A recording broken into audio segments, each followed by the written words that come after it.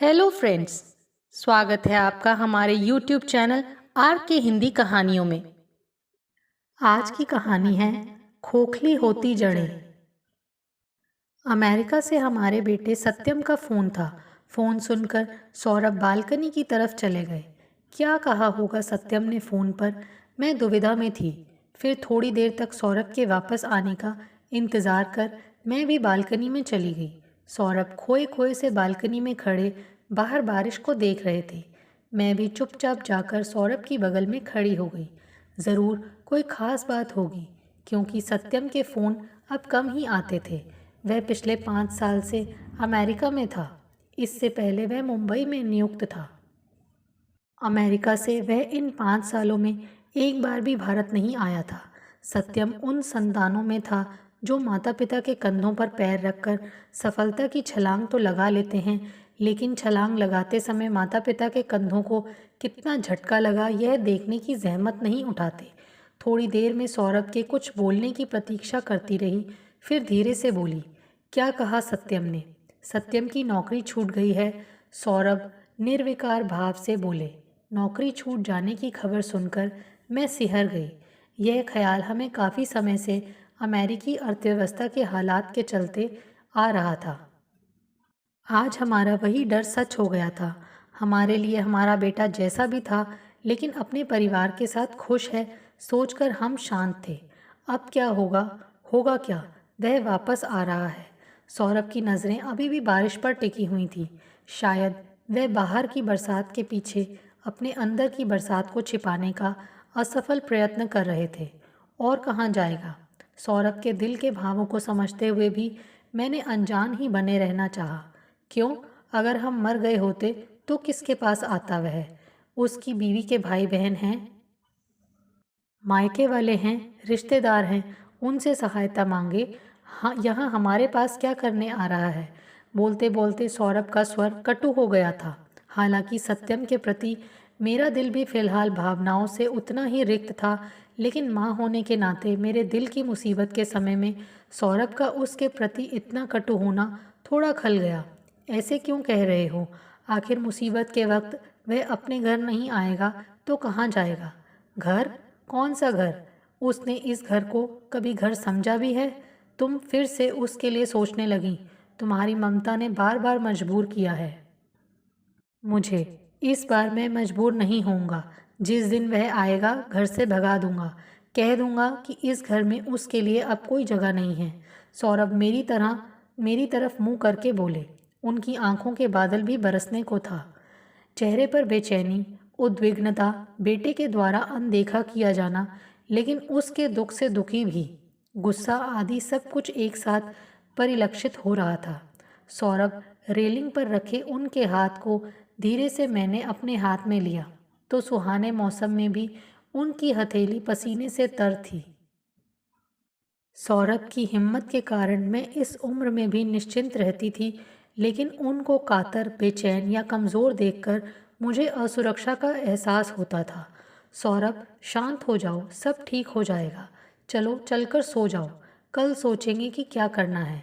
मैं उनको सांत्वना देती हुई अंदर ले आई। मुझे सौरभ के स्वास्थ्य की चिंता हो जाती थी, क्योंकि उनको एक बार दिल का दौरा पड़ चुका था। सौरभ चुपचाप बिस्तर पर लेट गए। मैं भी ज़ीरो पावर का बल्ब जलाकर उनकी बगल में लेट गई। दोनों चुपचाप अपने अपने विचारों में खोए हुए न जाने कब तक छत को घूरते रहे। थोड़ी देर बाद सौरभ के खर्राटों की आवाज़ आने लगी। सौरभ के सो जाने से मुझे चैन मिला, लेकिन मेरी आंखों से नींद कोसों दूर थी। आज सत्यम को हमारी ज़रूरत पड़ी तो उसने बेधड़क फ़ोन कर दिया कि वह हमारे पास आ रहा है। और क्यों ना आए, बेटा होने के नाते उसका पूरा अधिकार है। लेकिन ज़रूरत पड़ने पर इसी तरह बेधड़क बेटे के पास जाने का हमारा अधिकार क्यों नहीं है? क्यों संकोच व झिझक हमारे कदम रोक लेती है कि कहीं बेटे की गृहस्थी में हम अनचाहे से ना हो जाएं, कहीं बहू हमारे यो लंबे समय के लिए आना पसंद ना करे। सत्यम व नीमा ने अपने व्यवहार से जाने अनजाने हमेशा ही हमें चोट पहुंचाई है। माता पिता की बढ़ती उम्र से उन्हें कोई सरोकार नहीं रहा। हमें कभी लगा ही नहीं कि हमारा बेटा अब बड़ा हो गया है और अब हम अपनी शारीरिक व मानसिक ज़रूरतों के लिए उस पर निर्भर हो सकते हैं। जब जब सहारे के लिए बेटे बहू की तरफ हाथ बढ़ाया, तब तब उन्हें अपने से दूर ही पाया। कई बार मैंने सौरभ व अपना दोनों का विश्लेषण किया कि क्या हम में ही कुछ कमी है। क्यों नहीं सामंजस्य बन पाता है हमारे बीच में। लगा कि एक पीढ़ी का अंतर तो पहले होता था, इस नई पीढ़ी के साथ तो जैसे पीढ़ियों का अंतराल हो गया। इसी तरह के ख्यालों में डूबी मैं अतीत में विचरण करने लगी। सत्यम अपने पापा की तरह पढ़ने में होशियार था। पापा के समय में ज़्यादा सुविधाएं नहीं थी, इसलिए जो कुछ भी हासिल हुआ धीरे धीरे वह लंबे समय के बाद हुआ। लेकिन सत्यम को उन्होंने अपनी क्षमता से बढ़कर सुविधाएं दी, उसकी पढ़ाई पर क्षमता से बढ़कर खर्च किया। सत्यम मल्टीनेशनल कंपनी में बड़े ओहदे पर था। शादी भी उसी हिसाब से बड़े घर में हुई। नीमा भी नौकरी करती थी। अपने छोटे से साधारण फ्लैट जिसमें सत्यम को पहले सभी कुछ दिखता था, नौकरी व शादी के बाद कमियां ही कमियां दिखाई देने लगी। जब जब छुट्टी पर आता कुछ न कुछ कह देता। कैसे रहते हो आप लोग इस छोटे से फ्लैट में? ढंग का ड्राइंग रूम भी नहीं है। मम्मी, मुझे तो शर्म आती है यहाँ किसी अपने जानने वाले को बुलाते हुए। यह किचन भी कोई किचन है? नीमा तो इसमें चाय भी नहीं बना सकती। पहले साफ सुथरा लगने वाला फ्लैट अब गंदगी का ढेर लगता। फिर सप्लाई का पानी पीने से उनका पेट खराब होने लगा, तो जब भी सत्यम या उसका परिवार आता तो मैं बाज़ार से पानी की बोतल मंगाकर रखने लगी। लेकिन लाइट चली जाती तो उन्हें इन्वर्टर की कमी खलती। गर्मी में एसी व कूलर की कमी अखरती तो सर्दी में एक अच्छे ब्लोअर की कमी। मतलब कि कमी ही कमी। नाश्ते में सब कुछ चाहिए। पर सत्यम व नीमा कभी यह नहीं सोचते कि जिन सुविधाओं के बिना उन्हें 2-4 दिन भी बिताने भारी पड़ जाते हैं, उन्हीं सुविधाओं के बिना माता पिता ने पूरी ज़िंदगी कैसे गुजारी होगी और अब बुढ़ापा कैसे गुजार रहे होंगे। सत्यम पर क्षमता से अधिक खर्च ना कर क्या वे अपने लिए छोटी छोटी मूलभूत सुविधाएं नहीं जुटा सकते थे? पर उस समय तो लगता था कि हमारा बेटा लायक बन जाएगा तो हमें क्या कमी है। 100 सुविधाएं जुटा देगा वह हमारे लिए। सत्यम कभी नहीं सोचता था कि वह जूस पी रहा है तो माता पिता को बुढ़ापे में एक कप दूध भी है या नहीं, ज़रूरी दवाओं के लिए पैसे हैं या नहीं। उनका तो यही एहसान बड़ा था कि वे दोनों इतने व्यस्त रहते हैं। इसके बावजूद जब छुट्टी मिलती है तो वे उनके पास चले आते हैं, नहीं तो किसी अच्छी जगह घूमने भी जा सकते थे। सत्यम का परिवार जब भी आता उनको सुविधाएं देने के चक्कर में मैं अपना महीनों का बजट बिगाड़ देती। उनके जाते ही फिर उनके अगले दौरे के लिए संचय करना शुरू कर देती। सौरभ की जानकारी में जब यदा कदा ये बातें आती तो उनका पारा चढ़ जाता, पर माँ होने के नाते मैं उनको शांत कर देती। लगभग 5 साल पहले सत्यम मुंबई में नियुक्त था। उसी दौरान सौरभ को हार्ट अटैक पड़ा। डॉक्टर ने एंजियोग्राफी कराने के लिए कहा। पूरी प्रक्रिया व इलाज पर आने वाले खर्च को सुनकर मैं सन्न रह गई। ऐसे समय में तो सत्यम ज़रूर आगे बढ़कर अपने पिता का इलाज कराएगा। यह सोचकर मैंने सत्यम को फ़ोन किया। मेरे साथ तो कोई था भी नहीं जो भागदौड़ कर पाता। खर्चे की तो बात ही अलग थी। लेकिन सत्यम की बात सुनकर मैं हक्की बक्की रह गई थी। मम्मी, एक दूसरी कंपनी में मुझे बाहर जाने का मौका मिल रहा है। इस समय तो मैं बिल्कुल भी नहीं आ सकता। मुझे जल्दी ही अमेरिका जाना पड़ेगा। रही खर्चे की बात, तो थोड़ा बहुत तो भेज सकता हूँ, पर इतना रुपया मेरे पास कहाँ। बेटे की आधी बात सुनकर ही मैंने फ़ोन रख दिया। अस्पताल में जीवन मृत्यु के बीच झूल रहे इस इंसान के जीवन के प्रति सत्यम के हृदय में ज़रा भी मोह नहीं, जो उसका जन्मदाता है, जो जीवन भर नौकरी करके अपने लिए मूलभूत सुविधाएं भी नहीं जुटा पाया, इसलिए कि बेटे के सफलता की तरफ बढ़ते कदमों पर रंच मात्र भी रुकावट ना आए। आज उसी पिता के जीवन के लिए कोई चिंता नहीं। जिए तो जिए और मरे तो मरे। ना आवाज़ में कंपन और ना यह चिंता कि कहीं पिता दुनिया से ना चले जाएं। जिस बेटे को उनके जीवन का मोह नहीं, उससे रुपए पैसे की सहायता भी क्यों लेनी है। लेकिन इलाज के लिए रुपए तो चाहिए ही थे। सौरभ ने एक छोटा सा प्लॉट सस्ते दामों में शहर के बाहर खरीदा हुआ था। अब वह अच्छी कीमत में बिक सकता था। लेकिन सौरभ यह सोचकर कि सत्यम उस पर अच्छा सा सुख सुविधापूर्ण घर बनाएगा, नहीं बेचना चाह रहे थे। फिर उस समय उन्होंने अपने एक परिचित से कहा कि वह उस ज़मीन को खरीद ले और इस समय रुपए दे दे। उस परिचित ने भी ज़मीन सस्ती मिलती देख उन्हें रुपए दे दिए। उस समय उन्हें लगा बेटे के बजाय ज़मीन खरीदना शायद ज़्यादा हितकर रहा, जो इस मुसीबत में उनके काम आई। इधर सौरभ के ऑपरेशन का दिन फिक्स हुआ, उधर सत्यम अमेरिका के लिए उड़ गया।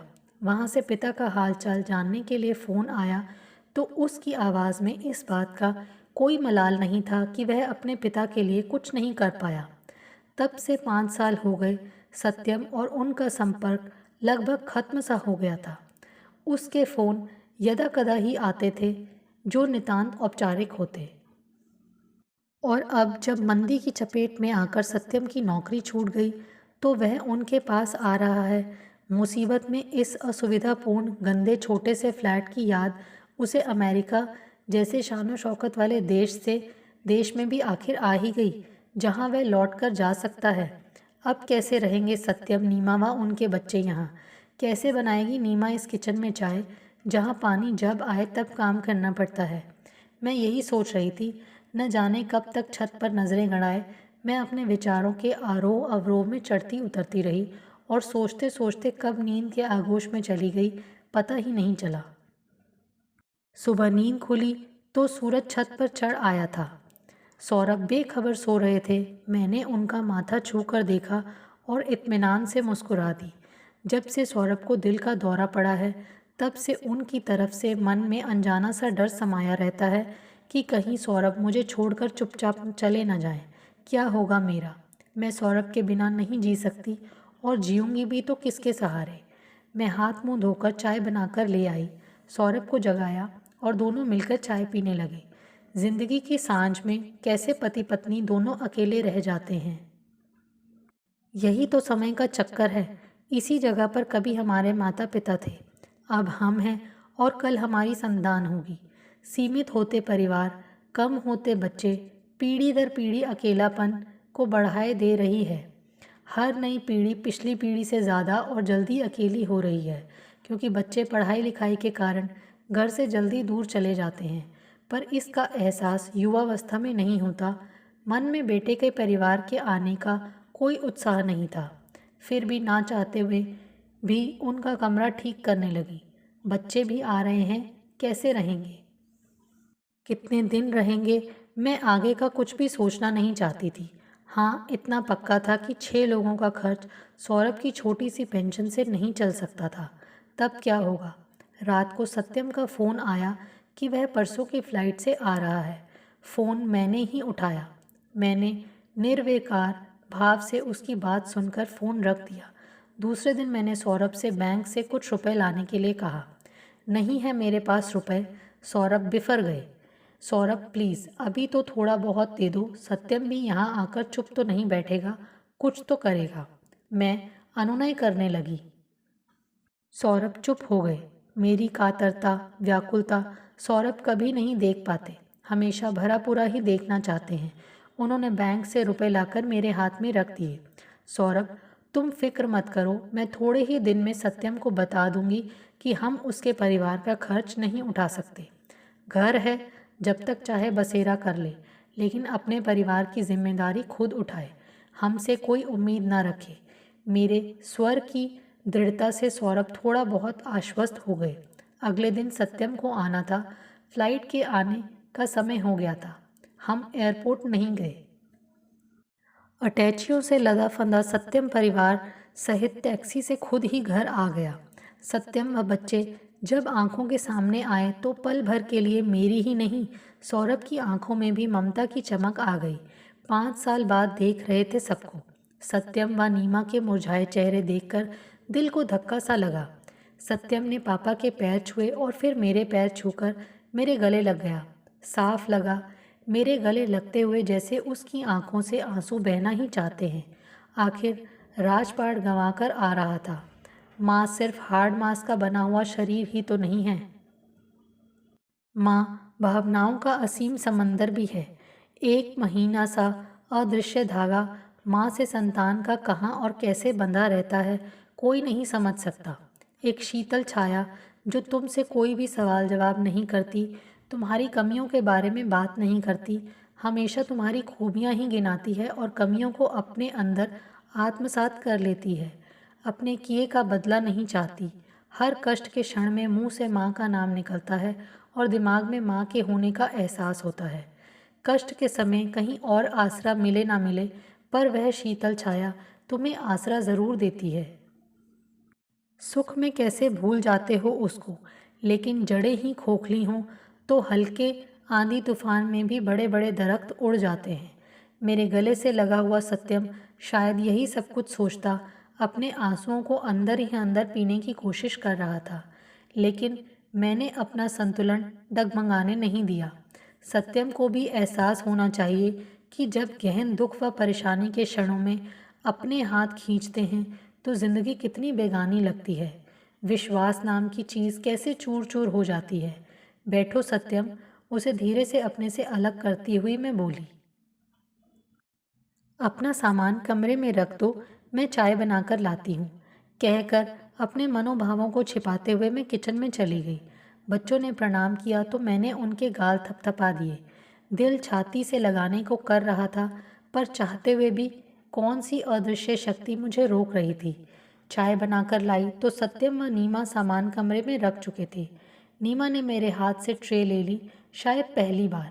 वही डाइनिंग टेबल पर बैठकर सबने चाय खत्म की।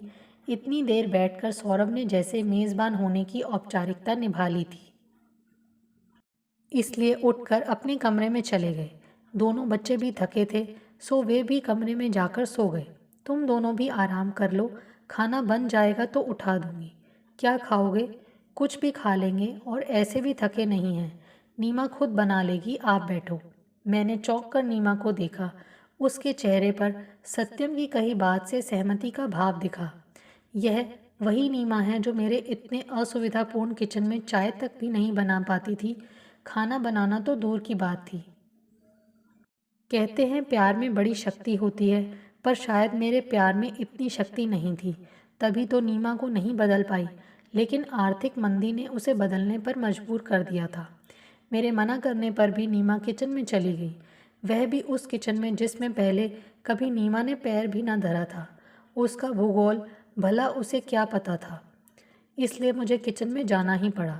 सत्यम को आए हुए 2 दिन हो गए थे। हमारे बीच छिटपुट बातें ही हो पाती थी। हम दोनों का उन दोनों से बातें करने का उत्साह मर गया था, और वे दोनों भी शायद पहले के अपने बनाए गए घेरों में कैद कसमसा रहे थे। सौरभ तो सामने ही बहुत कम पढ़ते थे। पढ़ने के शौकीन सौरभ अक्सर अपनी किताबों में डूबे रहते। अलबत्ता बच्चे ज़रूर हमारे साथ जल्दी ही घुल मिल गए, और हमें भी उनका साथ अच्छा लगने लगा। सत्यम बच्चों के दाखिले व अपनी नौकरी के लिए लगातार कोशिश कर रहा था। अच्छे स्कूल में इस समय बच्चों का दाखिला मुश्किल हो रहा था। अच्छे स्कूल में 2 बच्चों के खर्च सत्यम कैसे उठा पाएगा, मैं समझ नहीं पा रही थी। उसका परिवार अगर यहाँ रहता है तो ज़्यादा से ज़्यादा उसे किराया ही तो नहीं देना पड़ेगा। नीमा उसी किचन में खाना बनाने की कोशिश कर रही थी, उसी बदरंग से बाथरूम में कपड़े धो रही थी। हालांकि सुविधाओं की आदत होने के कारण सबके चेहरे मुरझाए हुए थे। सत्यम रोज ही अपना रिज्यूम लेकर किसी न किसी कंपनी में जाता रहता। आखिर उसे एक कंपनी में नौकरी मिल गई। कंपनियों को भी इस समय कुशल कर्मचारी कम तनख्वाह में हासिल हो रहे थे, तो वे क्यों न इसका फ़ायदा उठाते। तनख्वाह बहुत ही कम थी। सोचा भी ना था मम्मी, ऐसी बाबू जैसी तनख्वाह में भी कभी गुजारा करना पड़ेगा। सत्यम बोला। दिल हुआ कहूँ कि तेरे पिता ने तो ऐसी ही तनख्वाह में गुजारा करके तुझे इतने ऊंचे मकाम पर पहुंचाया, तब तूने कभी नहीं सोचा। लेकिन उसके स्वर में उसके दिल की निराशा साफ झलक रही थी। माँ होने के नाते दिल में कसक हो आई। ठीक हो जाएगा सब कुछ, परेशान मत हो। सत्यम, मंदी कोई हमेशा थोड़ी ही रहने वाली है।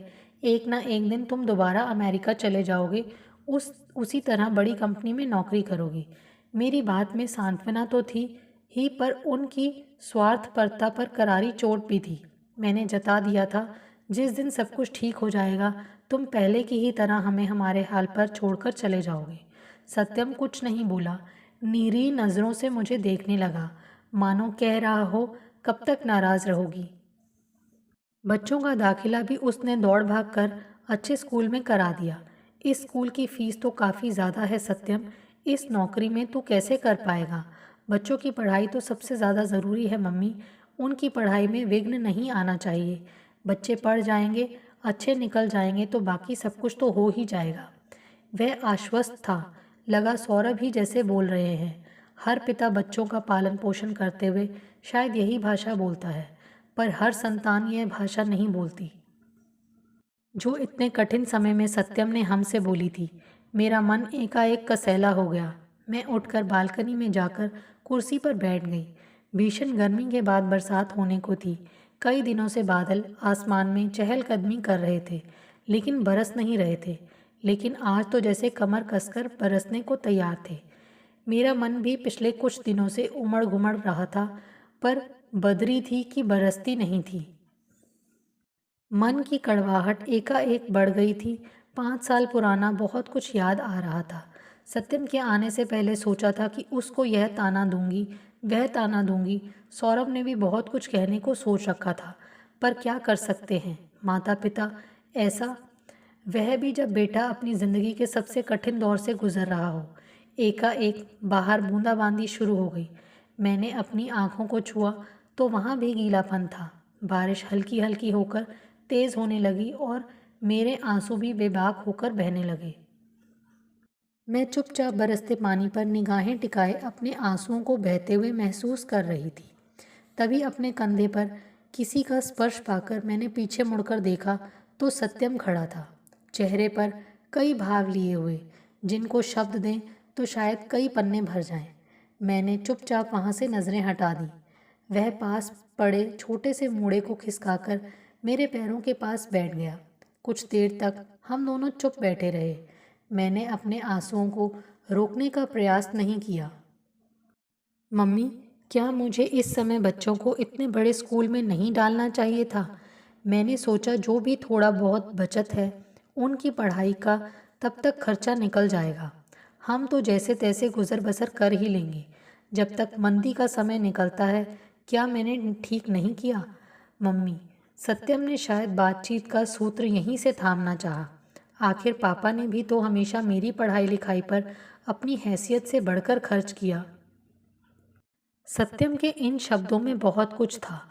लज्जा, अफसोस, पिता के साथ किए व्यवहार से व पिता के अथक प्रयासों व त्याग को महसूस करना आदि। तुमने ठीक किया सत्यम, आखिर सभी पिता यही तो करते हैं। लेकिन अपने बच्चों को पालते हुए अपने बुढ़ापे को नहीं भूलना चाहिए। वह तो सभी पर आएगा। संतान बुढ़ापे में तुम्हारा साथ दे ना दे, पर तुम्हारा बचाया पैसा ही तुम्हारे काम आएगा। संतान जब दगा दे जाएगी, मझधार में छोड़कर नया आसमान तलाशने के लिए उड़ जाएगी, तब कैसे लड़ोगे बुढ़ापे के अकेलेपन से, बीमारियों से, कदम पर कदम नज़दीक आती मृत्यु की आहट से? कैसे सत्यम, आखिर कैसे? बोलते बोलते मेरा स्वर व मेरी आंखें दोनों ही आर्द्र हो गए। मेरे इतना बोलने में कई सालों का मानसिक संघर्ष था। पति की बीमारी के समय जीवन से लड़ने की उनकी बेचारगी की कश्मकश थी। अपनी दोनों की बिल्कुल अकेली सी बीती जा रही जिंदगी का अवसाद था, और शायद वह सब कुछ भी जो मैं सत्यम को जताना चाहती थी कि जो कुछ उसने हमारे साथ किया अगर इन क्षणों में हम उसके साथ करें। हर माता पिता अपनी संतान से कहना चाहते हैं कि जो हमारा आज है वही उनका कल है, लेकिन आज को देखकर कोई कल के बारे में कहाँ सोचता है, बल्कि कल के आने पर आज को याद करता है। सत्यम थोड़ी देर तक विचार शून्य सा बैठा रहा, फिर एकाएक प्रायश्चित करते हुए स्वर में बोला, मम्मी, मुझे माफ़ नहीं करोगी क्या? मैंने सत्यम की तरफ देखा। वह हक से माफ़ी भी नहीं मांग पा रहा था, क्योंकि वह समझ रहा था कि वह माफ़ी का भी हकदार नहीं है। सत्यम ने मेरे घुटनों पर सिर रख दिया। मम्मी, मेरे किए की सज़ा मुझे मिल रही है। मैं जानता हूँ कि मुझे माफ़ करना आपके व पापा के लिए इतना सरल नहीं है, फिर भी धीरे धीरे कोशिश करो मम्मी, अपने बेटे को माफ़ कर दो। अब कभी आप दोनों को छोड़कर नहीं जाऊँगा। मुझे यहीं अच्छी नौकरी मिल जाएगी। आप दोनों का बुढ़ापा अब अकेले नहीं बीतेगा। मैं हूँ आपका सहारा। अपनी जड़ों को अब और खोखला नहीं होने दूंगा। जो बीत गया मैं उसे वापस तो नहीं लौटा सकता, पर अब अपनी गलतियों को सुधारूंगा, कहकर सत्यम ने अपनी बाहें मेरे इर्द गिर्द लपेट लीं, जैसे वह बचपन में करता था। मुझे भी माफ़ कर दो मम्मी। नीमा भी सत्यम की बगल में बैठती हुई बोली। हमें अपने किए पर बहुत पछतावा है। पापा से भी कहिए कि वह हम दोनों को माफ़ कर दें। हमारा कृत्य माफ़ी के लायक तो नहीं, पर फिर भी हमें अपनी गलतियां सुधारने का मौका दीजिए, कहकर नीमा ने मेरे पैर पकड़ लिए। दोनों बच्चे इस तरह से मेरे पैरों के पास बैठे थे। सोचा था अब तो जीवन यूं ही अकेला व बेगाना सा निकल जाएगा। बच्चे हमें कभी नहीं समझ पाएंगे, पर हमारा प्यार जो उन्हें नहीं समझा पाया वह कठिन परिस्थितियां समझा गईं। बस करो सत्यम, जो हो गया उसे हम तो भूल भी चुके थे। जब तुम सामने आए तो सब कुछ याद आ गया, पर माफ़ी मुझसे नहीं अपने पापा से मांगो। बेटा, माँ का हृदय तो बच्चे के गलती करने से पहले ही उन्हें क्षमा कर देता है, कहकर मैं स्नेह से दोनों का सिर सहलाने लगी। सत्यम अपनी भूल सुधारने के लिए मेरे पैरों से लिपटा हुआ था।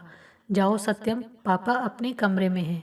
दोनों उनके दोबारा खुरचे घावों पर मरहम लगा आओ। मुझे विश्वास है कि उनकी नाराज़गी भी अधिक नहीं टिक पाएगी। सत्यम व नीमा हमारे कमरे की तरफ चले गए। अकस्मात मेरा मन जैसे परम संतोष से भर गया। बाहर बारिश पूरी तरह रुक गई थी। हल्की शीतल लालिमा चारों तरफ फैल गई थी, जिसमें सब कुछ प्रकाशमय हो रहा था। आपको हमारी ये कहानी कैसी लगी, प्लीज़ कमेंट करके ज़रूर बताइए। अगर आप इस चैनल पर नए हैं तो इसे सब्सक्राइब करें और शेयर करें। Thank you.